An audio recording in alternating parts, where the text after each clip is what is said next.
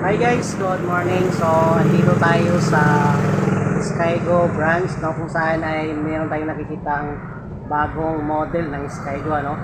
So, sa hindi pa nakakaalam, yan, check natin kung ano yung specs nito at saka syempre yung price, no, para sa ganun ay. Hey guys, ito yung Spare 180 ng Monarch at yung nagbebenta nito ay Skygo.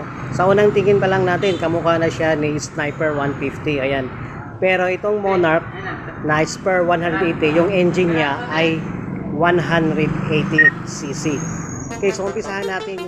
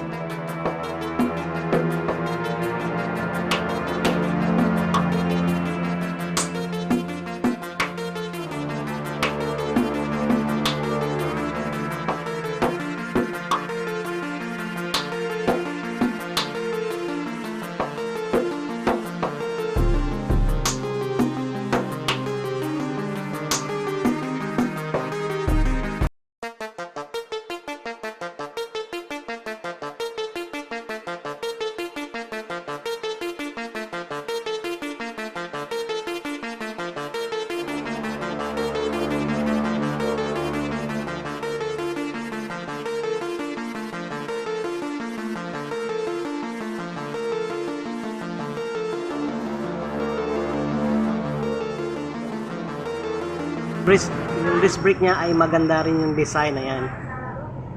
Pero yung caliper niya guys ay single caliper yan. Pero malaki yung piston yan. Okay, so para kapit na kapit yung brake natin dito sa harap. Ayan yung telescopic niya. Ayan malaki. At saka napansin natin sa ilalim, no? Radiator type na po yan. Okay? Ayan sa ilalim, radiator type na yan. Okay?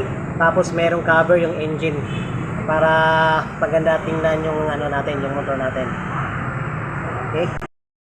At dito naman tayo sa headlight niya. Ayan, napansin niyo po yung LED niya, tatlong naka ano diyan, Meron siyang high, low, low beam, at saka meron siyang permanent. At saka meron dito nga daily running light, ayan. So pag umandar ito, may ilaw yan dito banda. Okay? Aside dito sa headlight na ito, ayan. Okay? So yan po. Saka yung signal light ay nasa gilid lang ng cover, ayan. Hindi siya halata, no? Para naka-plain lang, ayan. Ganun din sa kabila, ayan. Okay? So yan. So LED na po yung mga ilaw nito at saka signal light, LED na siya. So tipid na siya sa battery mo. Ayan. Ayan guys, yung cover niya guys, ayan o. Ayan, yung mga yung ano niya, napansin natin yung cover niya ay merong butas dito, tatlo yan. Kasi labasan po yan ng hangin guys, no, para yung engine natin ay lumamig. Ayan. Ayan, at ganoon rin dito, meron siya, no. Kasi kapag sarado kasi ito guys, delikado kasi magbabibrate yung motor. Kaya maganda yung design nito, yung cover niya. At pansin natin yung makina. Ayan, para siyang sniper talaga yung design, ano. Ayan, ito yung ano niya, gear. Oh. Gear indicator, 5 speed po ito. Ayan. At saka yung meron siyang keychain cover, no, para iwas tayo na pumasok yung pantalon natin sa kadena. Ayan. Okay. Saka ito yung footrest niya, aluminum. Ayan. Okay. Dito sa likod ay makikita din natin yung lagayan ng brake fluid. Ayan. Saka ito yung niya, brake caliper. Okay guys, so dito naman tayo sa upuan niya guys. Ayan, check natin yung upuan, no. So, ganun pa rin ang design niya, katulad ng sniper, wala siyang U-box. Ayan. So, meron siya dito nga air breather. At saka dito din tayo magpagasolina. Okay. So, yan po. Ayan, ang gandahan dito ay meron siyang hawakan, no, pag hindi ka mahirapan magpa-parking. Ayan. Katulad yung design rin ng ng sniper. Ayan, tingnan mo sa gilid. Ayan, no. Okay. So, yan.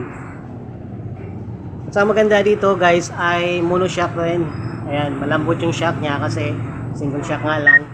Ayan. Tapos yung niya dito sa likod, yung gulong niya, ayan, mags pa rin. Saka sukat ng gulong nito, ayan, 120 by 70 by 710. Ayan. Okay. So yan lang. At saka yung last natin guys, yung syempre yung price natin. Ayan, ito yan, 110,000 yung SRP niya. So ibig sabihin yung cash price. Okay, yung cash price nito ay 106,000. So may discount na kayo ng 4,000. At saka pwede itong installment. Ayan, magbabayad lang kayo ng 5,000 down payment. At saka kung gusto niyo pong 3 years lang, ayan, 5,250. At saka sa mga gusto lang ng madalian, 24 months, 6,793. Okay? Sa take note guys, yung down payment nila is 5,000 lang. Magkakaroon ka na parang sniper na model. Ayan. Okay. So, at saka syempre meron siyang rebate na 200. So may discount ka pa na 200. Ayan.